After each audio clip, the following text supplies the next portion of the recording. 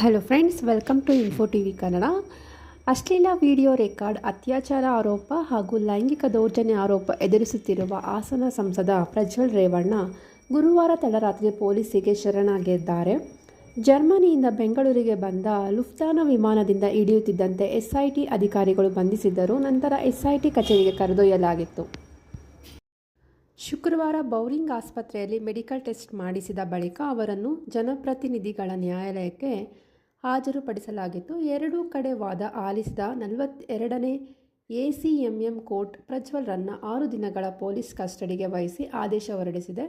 SIT ಪರ ವಕೀಲ ಅಶೋಕ್ ನಾಯಕ್ ವಾದ ಮಂಡಿಸಿದರೆ, ಪ್ರಜ್ವಲ್ ಪರ ವಕೀಲ ಅರುಣ್ ಅವರು ವಾದವನ್ನು ಮಂಡಿಸಿದ್ದಾರೆ. ಮೊದಲು ಪ್ರಜ್ವಲ್ ಮೇಲೆ ಲೈಂಗಿಕ ದೌರ್ಜನ್ಯ ಪ್ರಕರಣ ದಾಖಲಾಗಿತ್ತು. ಸಂತ್ರಸ್ತೆ ಇವರ ಮನೆಯಲ್ಲಿ ಕೆಲಸ ಮಾಡ್ತಿದ್ರು. ಇವರ ಅಣ್ಣನ ಮದುವೆ ಸಮಯದಲ್ಲಿ ಕೆಲಸ ಮಾಡ್ತಿದ್ರು. ಇವರು ಆಕೆಗೆ ಕೆಲಸ ಹೇಳುತ್ತಿದ್ದರು. ನಂತರ ಆಕೆಯ ಮೇಲೆ ಅಪ್ಪ ಮಗ ದೌರ್ಜನ್ಯ ಎಸಗಿದ್ದಾರೆ. ದೌರ್ಜನ್ಯದ ನಂತರ ವಿಡಿಯೋ ವೈರಲ್ ಆಗುತ್ತಿದ್ದಂತೆ ಸಂತ್ರಸ್ತೆ ಈಗ ಅತ್ಯಾಚಾರ ದೂರು ಕೊಟ್ಟಿದ್ದಾರೆ. ಈ ವರ್ತನೆ ಹೊರಗೆ ಬರಬಾರದು ಅಂತ ಮೀಡಿಯಾ ಸ್ಟೇ ತಗೊಂಡಿದ್ದಾರೆ. ಇವನೊಬ್ಬ ವಿಕೃತ ಕಾಮಿ ಅಂದರೆ ತಪ್ಪಲ್ಲ ಎಂದು ಕೋರ್ಟ್ ಮುಂದೆ ತಿಳಿಸಿದರು. ಈ ಮಾತಿಗೆ ಪ್ರಜ್ವಲ್ ಪರ ವಕೀಲ ಆಕ್ಷೇಪ ವ್ಯಕ್ತಪಡಿಸಿದರು. ನಂತರ ವಾದ ಮುಂದುವರಿಸಿದ ಅಶೋಕ್ ನಾಯಕ್, ಪ್ರಜ್ವಲ್ ಸಂತ್ರಸ್ತೆಗೆ ಕಿರುಕುಳ ನೀಡಿದಲ್ಲದೆ ಆಕೆಯ ಮಗಳ ಜೊತೆಗೂ ಕರೆ ಮಾಡಿದ್ದಾರೆ, ಬಟ್ಟೆ ಬಿಚ್ಚಿ ತೋರಿಸು ಎಂದಿದ್ದಾರೆ. ಇಂತಹ ವಿಡಿಯೋಗಳು ವೈರಲ್ ಬಳಿಕ ದೇಶ ಬಿಟ್ಟು ಹೋಗಿದ್ದಾರೆ. ಇವರನ್ನು ವಿಚಾರಣೆ ಮಾಡಿದಾಗಲೇ ನಿಜ ಏನೆಂಬುದು ಗೊತ್ತಾಗುತ್ತದೆ. ಇದರಲ್ಲಿ ದೊಡ್ಡ ಮಟ್ಟದ ಕಾನ್ಫರೆನ್ಸಿ ಇದೆ. ವೈರಲ್ ವಿಡಿಯೋಗಳಲ್ಲಿ ಮಹಿಳೆಯರ ಮುಖ ಕಾಣ್ತಿದೆ. ಇದರಿಂದ ಅವರ ಮನೆಗಳಲ್ಲಿ ಬೆಂಕಿ ಬಿದ್ದಿದೆ. ಯಾರೂ ಹೊರಗಡೆ ಬರುತ್ತಿಲ್ಲ. ಹಾಗಾಗಿ ಇವರ ಮೊಬೈಲ್ ಬಗ್ಗೆ ತನಿಖೆ ಆಗಬೇಕು.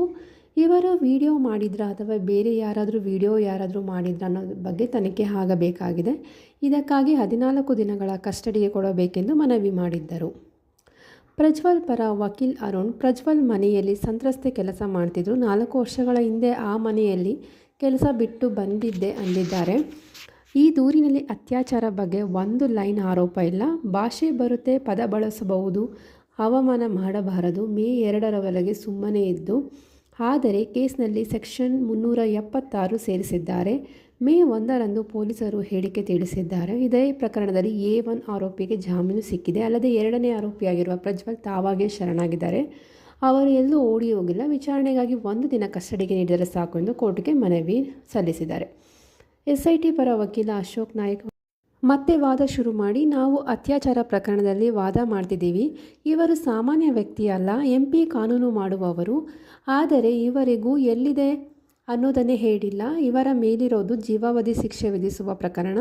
ಇವರು ಬಲಿಷ್ಠ ವ್ಯಕ್ತಿಯಾಗಿದ್ದಾರೆ. ಇವರ ಕುಟುಂಬನೇ ಆಗಿದೆ. ಎಲೆಕ್ಷನ್ ಟೈಮ್ನಲ್ಲಿ ವಿಡಿಯೋ ವೈರಲ್ ಆದಾಗ ಇವರು ದೇಶ ಬಿಟ್ಟು ಹೋಗಿದ್ದಾರೆ. ಇದೆಲ್ಲವನ್ನು ಸಂಪೂರ್ಣ ತನಿಖೆಗೆ ಸಮಯದ ಅವಶ್ಯಕತೆ ಇದೆ ಎಂದು ತಿಳಿಸಿದ್ದಾರೆ. 2 ಕಡೆ ವಾದ ಆಲಿಸಿದ ನ್ಯಾಯಾಧೀಶರು ವಿಚಾರಣೆಗಾಗಿ 6 ದಿನಗಳ ಕಾಲ ಪ್ರಜ್ವಲ್ರನ್ನು ಎಸ್ಐಟಿ ಕಸ್ಟಡಿಗೆ ವಹಿಸಿ ಆದೇಶ ನೀಡಿದೆ. ಈ ಅವಧಿಯಲ್ಲಿ ಬೆಳಿಗ್ಗೆ 9:30ರಿಂದ 10:30ರವರೆಗೆ ವಕೀಲರ ಭೇಟಿಗೆ ಅವಕಾಶ ನೀಡಿದೆ. ಜೊತೆಗೆ ಮೆಡಿಕಲ್ ಟೆಸ್ಟ್ಗೆ ಸಹಕಾರ ಕೊಡಬೇಕೆಂದು ಪ್ರಜ್ವಲ್ಗೆ ಸೂಚಿಸಿದೆ. ಕಸ್ಟಡಿ ವೇಳೆ ಆರೋಪಿಗೆ ಯಾವುದೇ ಟಾರ್ಚರ್ ಇರಬಾರದು ಎಂದು ಅಧಿಕಾರಿಗಳಿಗೆ ಕೋರ್ಟ್ ಸೂಚಿಸಿದೆ.